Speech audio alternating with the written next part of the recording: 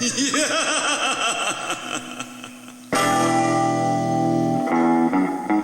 to IMPRINT, the program that tunes into local and regional music from the Catskills and Central New York and independent music from points beyond. I'm your host, Terry Doyle. On this episode, we catch up with one of our old friends, Hollywood Joe, and being the week of Halloween, and for no apparent reason, we're going to change things up a bit. As for the music, that is the music behind me, it's Wait Until Dark by our guest, Hollywood Joe, the official Hollywood theme for the IMPRINT program.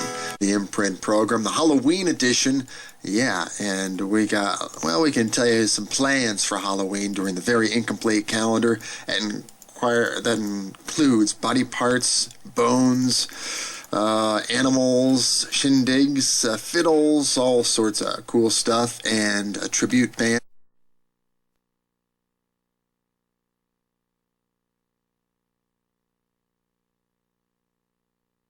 What you can do for your ghoulish dealings. On this episode of IMPRINT, Hollywood Joe is the guest. We're changing things up a bit. The theme has changed. The very incomplete calendar theme has changed just for this episode, and we'll switch everything back.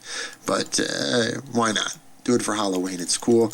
And check in with some kind of ghoulish and kind of offbeat tunes, kind of, in a way. Kind of. Maybe not. But all seasonal, of different veins. Okay, so we got lots of cool stuff. As we mentioned, Hollywood Joe is a guest on this episode, an upcoming episode.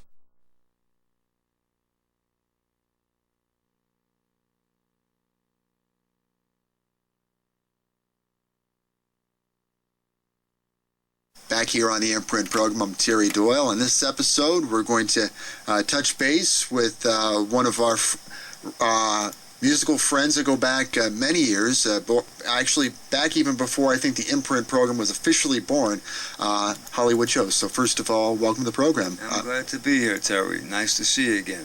Now, we got together earlier, actually, earlier, I guess in the 90s. Can't say earlier this decade, but we're going to get back to our early recollections if we can go back that far in the memory bank. Yeah. But first of all, I'm sure everybody asked, Hollywood Joe, could you kind of give us the interesting story on the origin of the name? And it's not what some people would think. Okay, well, first of all, I'm from Harlem, New York. Let's get that out of the way.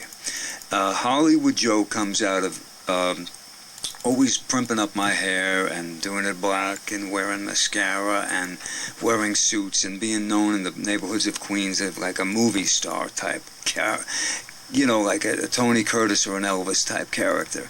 And then it led way to actually moving to Hollywood and setting foot on California soil and saying, wow, I can actually say I am Hollywood Joe. And I went there from 1977 to 90.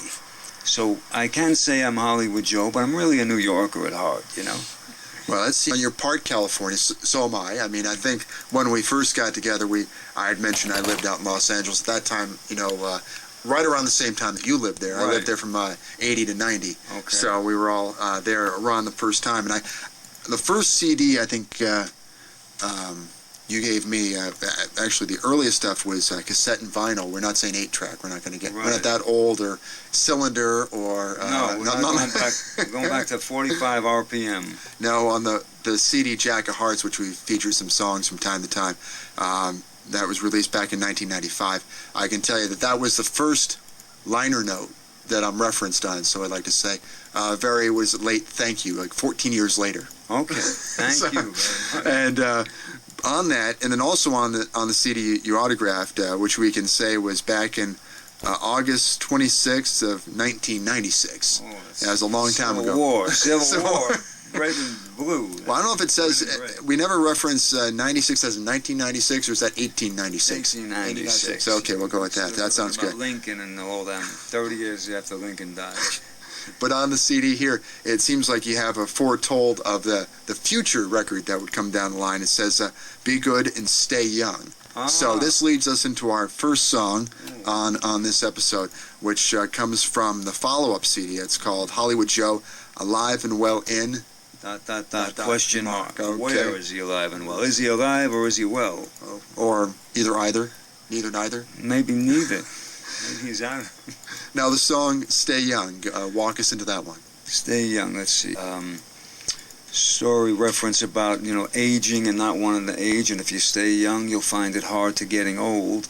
And I wrote that probably like it's more of a 60s type feel, like what you would hear like the Beatles or the Dave Clark Five approach their music with that like power pop type of like happiness, And it all in the lyrical content on that song, all it is talking about how if you go by these measures, you'll probably stay young. If you don't keep thinking, you get, oh, I'm 41, oh, I'm 55, oh, I'm 37, oh, I'm 26. Some people think they're old when they're 18, and they got to their temple already, bullet. But stay young, I would have to say, surmise it with, it's just like a little way of saying, do this and that and you'll stay young. Okay, well, right now we have Hollywood Joe and the song Stay Young right here on the Imprint program.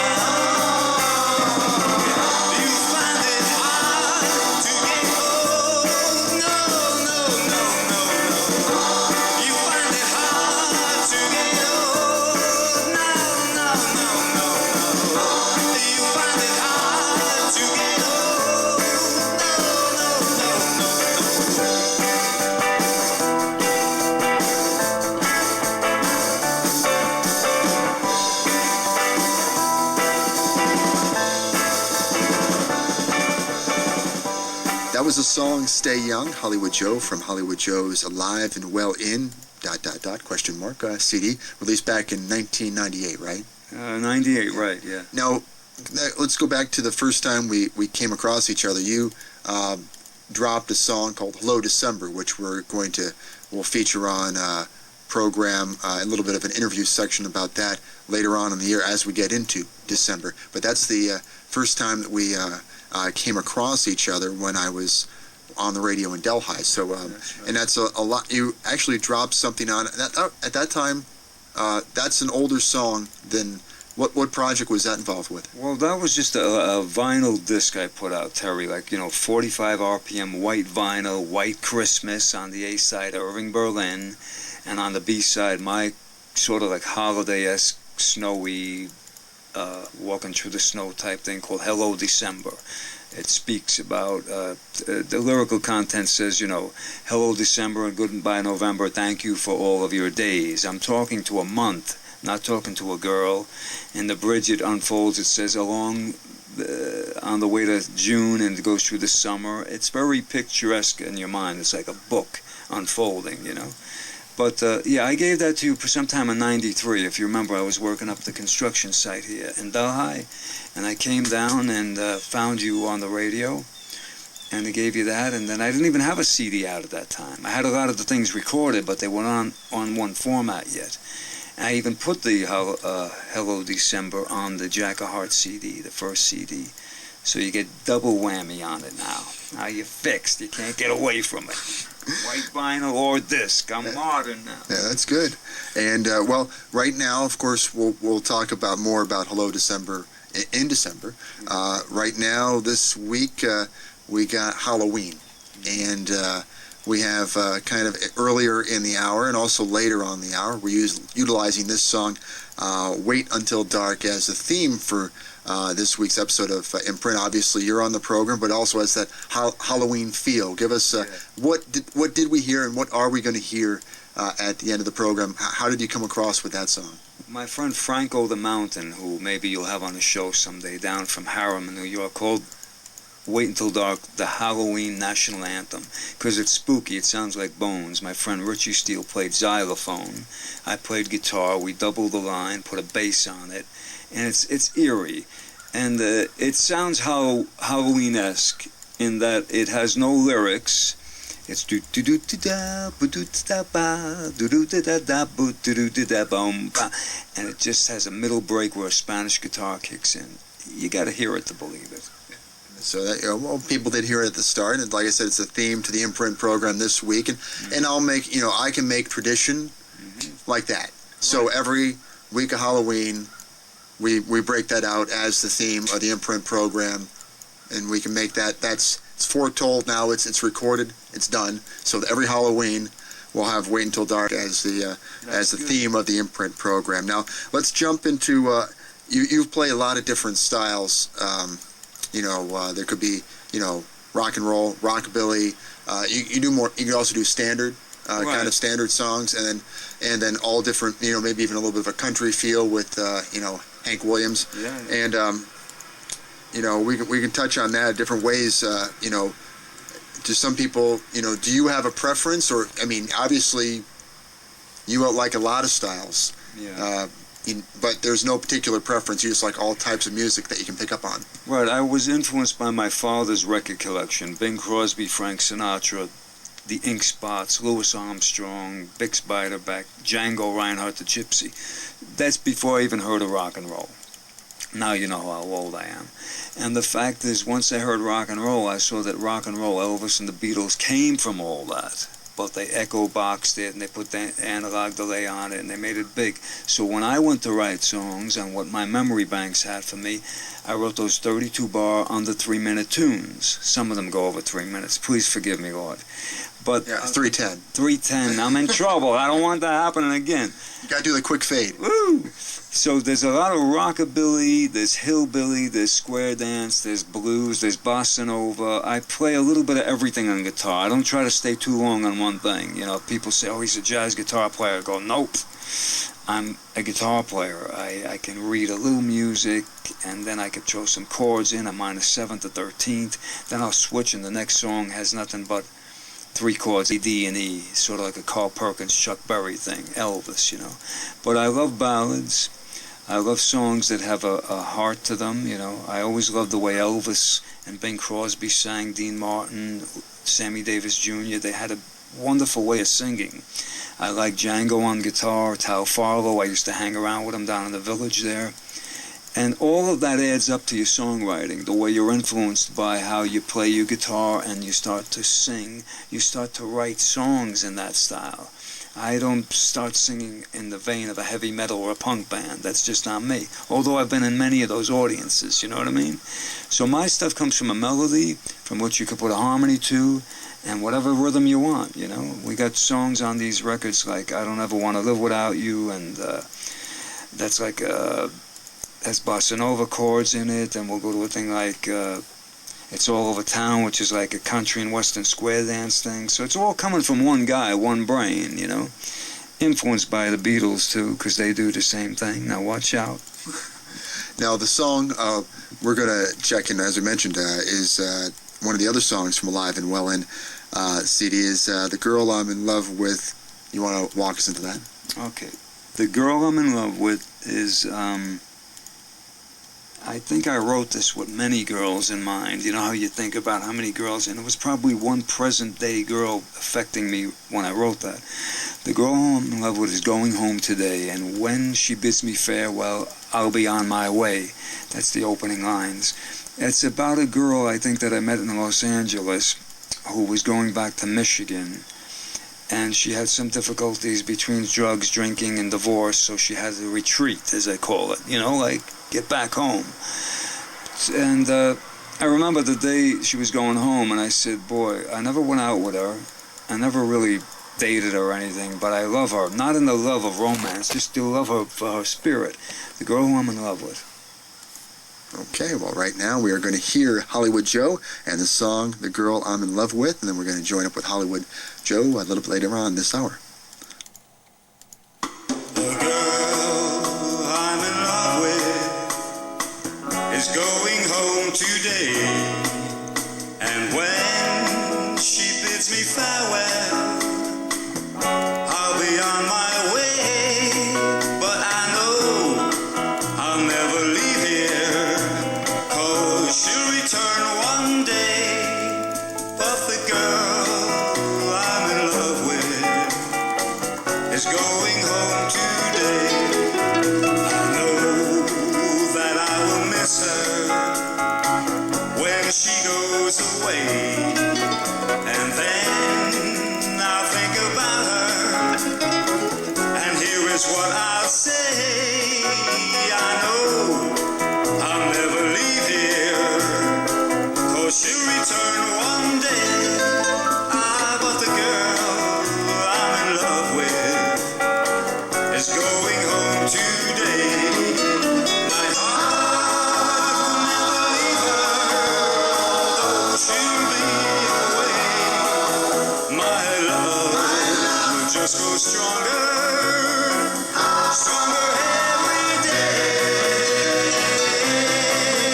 I know that I will miss her while she's gone away, and when I talk about her, here is what I'll say. I know I'll never leave here, 'cause she'll return one day. But the girl I'm in love with is going home today. Yes, the girl I'm in love with is going home today.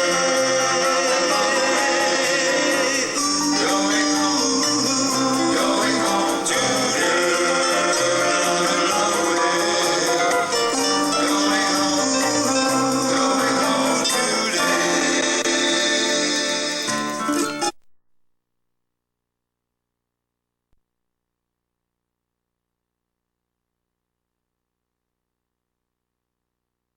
That's also Hollywood Joe and the girl I'm in love with, and we'll join back up with Hollywood Joe a little bit later on this hour. Right now, time for the very incomplete calendar here on Imprint. Back here on the Imprint program, I'm Terry Doyle speaking with Hollywood Joe, and early on in the hour you mentioned all the different influences that you pull from, but are there some of the songs that you write when you sing covers and you sing originals? Have people come up to you saying, who wrote that song? And it's one of your songs. Have they go, you wrote that? And you go, really? A lot of people do that. It's almost like a shock when people think that you didn't write it, because you wrote it. It's your baby. But it's sort of like almost like a pat on the back at the same time that the thought maybe a more prominent artist would have written that. So you're on the right track. I'll give you, for instance, of that very thing. Somebody was listening to a song called, it was called Hello December. And they thought that it was an old jazz standard of the 40s, a la Sinatra, Bing Crosby, that they remembered. And they were confusing it so much with what they thought it was that they didn't give me a chance to complete my sentence. They says, no, I wrote that a long time ago. And they said, oh, you did not. You know, you couldn't write that. And I go, well, I'll tell you what, I'm going to give you a CD of mine. I'm going to give you another one.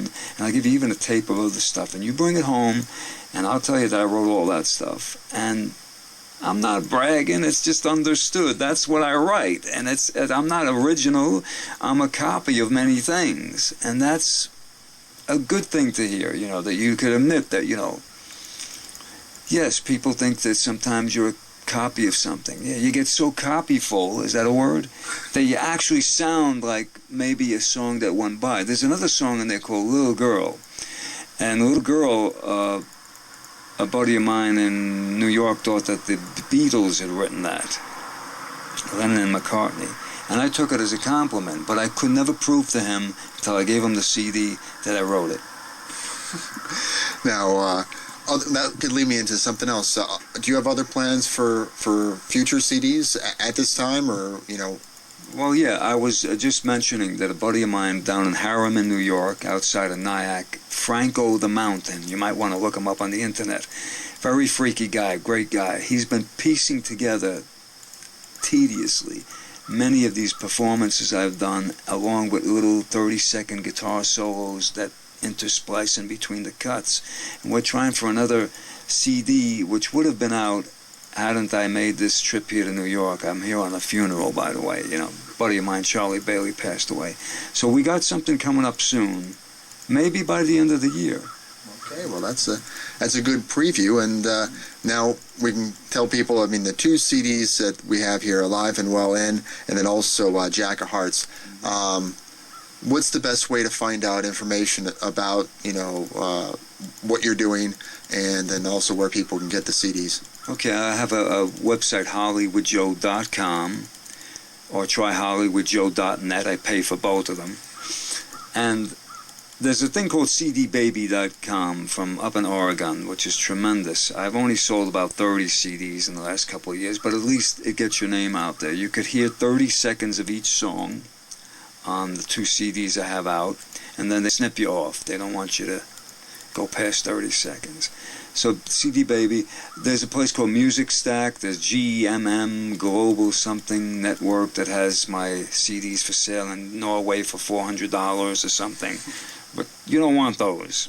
Stick with the $9.99. Now, the last song we're going to feature comes from Jack of Hearts, which is the lead track there, Going Back to Memphis. That obviously has, you know, that Memphis feel to it. What's special about that song? I wrote it for Elvis. I wrote it in case he ever came back. He'd maybe want to change a little bit the lyrics so he could sing it, going back to Memphis to light a candle for the king. And he could sing, I'm going back to Memphis because I was once king, you know what I mean? I had it in mind if he ever came back, I'd have the song for him. And it's sort of like on the borderline rockabilly, rock and roll, rhythm and blues, all mixed. I don't want it to be too much of one thing. It has a guitar solo in it that's a little frantic. It echoes like the Sun Records style. It has a little bit of the Carl Perkins, Jerry Lee Lewis groove where it's pumping. And, you know, it's just one of those songs that has a strange bridge. Most rockabilly tunes or rock and roll would never drop down to a minor key in the bridge. Well, I went ahead and blew all the rules away, and I didn't care. I put the apple in with the lemons, you know. And we just dropped down to A flat minor, C sharp minor in the bridge, and we ruined the whole rockabilly thing. That's okay. That's okay. I mean, you can ruin things, but it's your song. Do it. Somebody had to do it. Okay, well, we're going to play that momentarily, but we'd like to say thanks for Hollywood Joe for joining us during this Halloween season. Thanks a lot. Appreciate it. I'm glad to see you again, Terry. Okay, right now we are going to hear Hollywood Joe.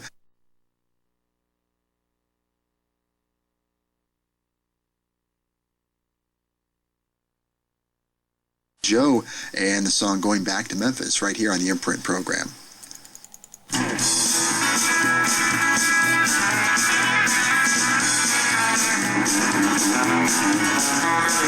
going back to Memphis and I thought I'd take a train. I missed that old city, so I'm going back again. I'm going back to Memphis on a mystery train. Yes, I'm going back to Memphis to light a candle for the king. Well, I'm sitting here wondering, as far as I can tell, it's time to get a move on, feeling I know well. I think I'll pack my bags up, give it one more try. Yeah, I'm going back to Memphis, to a city that's been kind. Gone are the days, but I'll get them back again. I've always said it, 'cause I'm going, yes, I'm going today. While I was at the station, waiting there in line, saw someone's face that looked familiar to mine. As he walked up for his ticket, I done heard him say that he's going back to Memphis to get in touch with his old friend. Yeah, baby.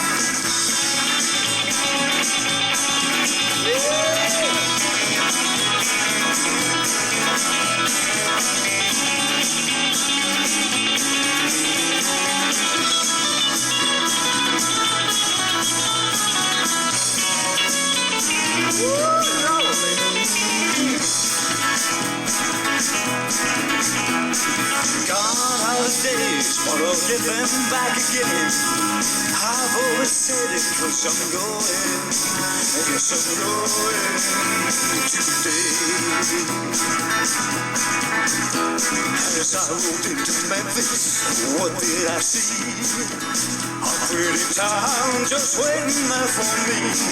Now I'll get the crown back, start a brand new scene. Well, I'm going back to Memphis, looks like it's no longer a dream.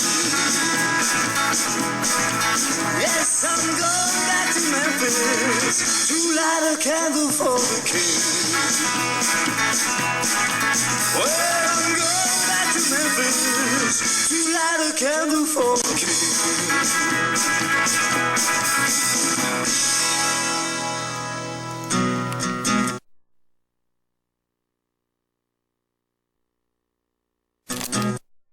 To Memphis, Hollywood Joe, right here on the IMPRINT program.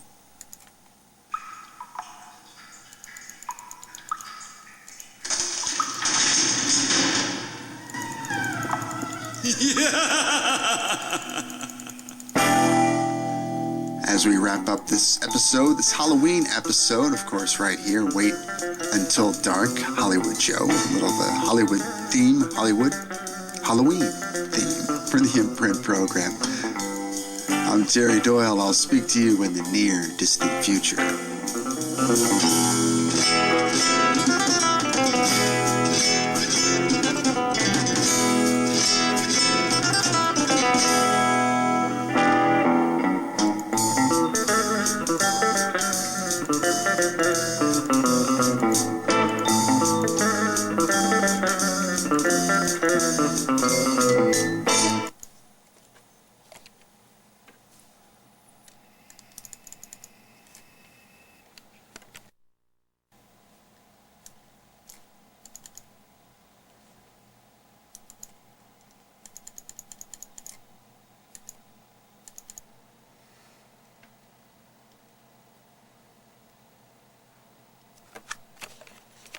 It is exactly 3 p.m. on the afternoon of October 30th, 2013 here in I'm making a video on my buddy's memory by the name of Terry Doyle. So 3 p.m. exactly, October 30th, it's a Wednesday, 2013, and tribute to Terry Doyle, a man who played a lot of my CDs over the years. And if you look into this CD here, you'll notice that his name is mentioned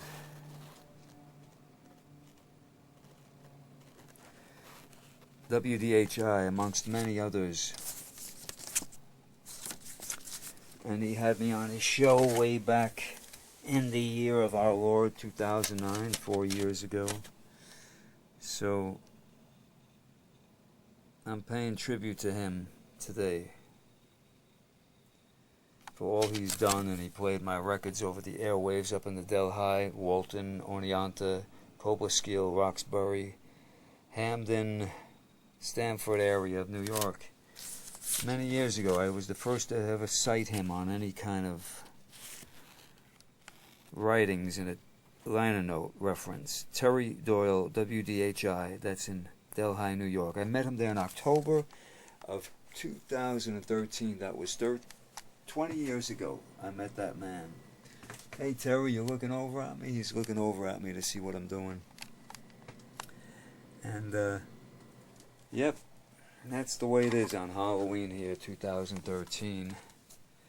We're remembering my friend Terry, who's keeping an eye on us by looking over here. He's looking over at us and he's keeping an eye on us. He's a very intelligent man. Great man. Oh, Terry Doyle, boy. Rest in peace. April 29th, 1966, Flushing, New York, he was born at, which I lived in from 57 to 63. I was born in Harlem. And he died on February 6, 2013, up in Cobleskill, New York, in a hospital up there. Terry Doyle, God bless him. 46 years young. I want to also mention that Terry Doyle attended Torrance High School here in California out there from 1980 to 84, I believe, or 81, 82, 83, and 84. Terry Doyle, all the way from Flushing, New York.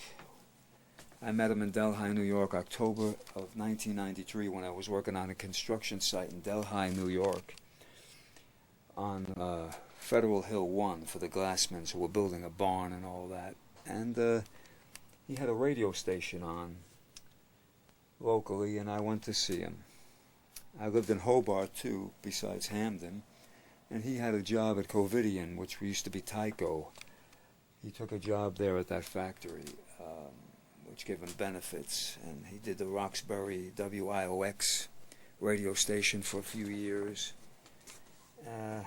We're all going to miss him, but we're going to see him someday. Terry Doyle, God bless him.